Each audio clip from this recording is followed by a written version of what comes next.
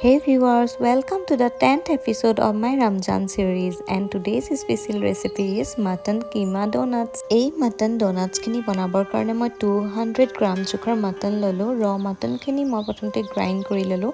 এতিয়া ইয়াৰ ওপৰতে পিয়াজ কুটি দিলো, তাৰ লগতে আদা নহৰুৰ পেষ্ট, হালধি গুড়ি আৰু জিৰা গুড়ি আৰু লগতে জলকীয়া গুড়ি আৰু সোৱাদ অনুসৰি নিমখ। ইয়াতে মই এটা এগো ভাঙি দি দিলো আৰু আটাইখিনি ভালদৰে মিক্স কৰি ললো।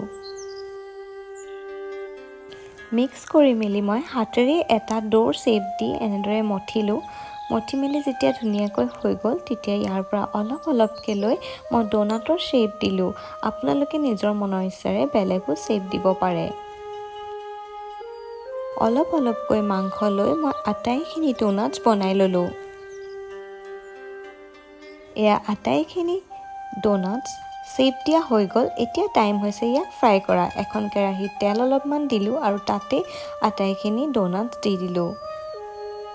ফ্ৰাই কৰোঁতে এটা কথা মনত ৰাখিব লাগিব, যিহেতু আমি মাংসখিনি লৈছোঁ, বইল কৰি লোৱা নাই, সেইবাবে আমি অলপমান ল' ফ্লেমত কিছু সময় ধৰি সিজিবলৈ এৰি দিব লাগিব।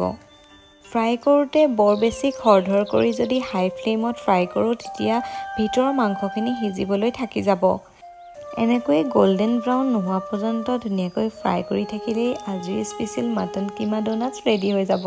খাবলৈ যে ইমানেই বেছি টেষ্টি হৈছিলে, আপোনালোকেও ট্ৰাই কৰিবচোন। নতুন এটা এপিছড লৈ আকৌ আহি আছোঁ। আজিলৈ বাই।